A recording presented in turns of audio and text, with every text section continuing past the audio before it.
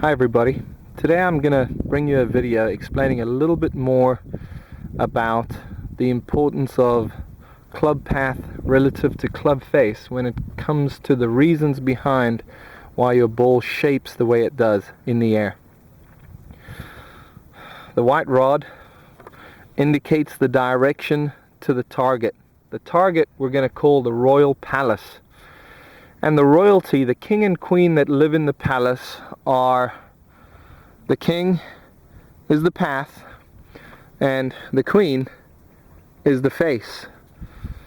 They're both from the family club, and we've got club path and club face. Now, if you're a fader of the golf ball, the reason you fade and the reason the king is called path is because your club path tends to be, as a right-hander, tends to be to the left of the target.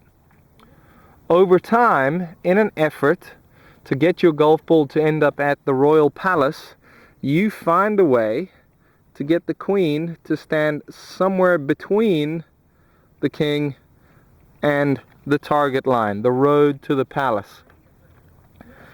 So your face, in more technical terms, is somewhere in between the path and the target line.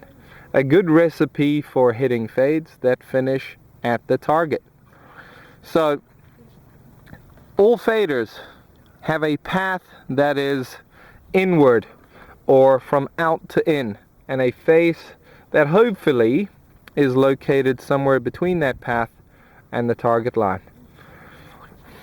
Golfers who draw the ball tend to be this way. Their path is out to the right and their face is hopefully located somewhere between the club path and the target line. Now, let's get back to our fade option here. Notice how the queen is currently standing, as we view it, to the right of the king. If we start to get this golfer who fades the golf ball to try to hit draws, what invariably happens is hopefully the instructor is going to take the path and try to get the path to move more outward, more to the right. Primary reason why that ball will curve to the left.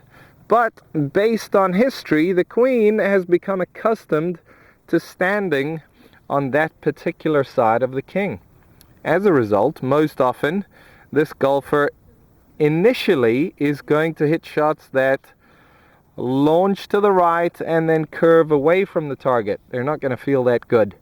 Okay? What the golfer has to do is they have to get to a point where they can get their club path A, established from in to out, and then B, over time the golfer will find a way to position the queen, the face, somewhere in between the target line and the club path.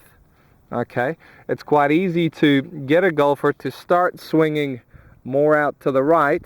One of the challenges can be to get the queen, the face, to move to the opposite side of the direction that the path is pointing. What can we learn from this? First and foremost, if you're interested in changing the shape of your golf shots, you need to move the king.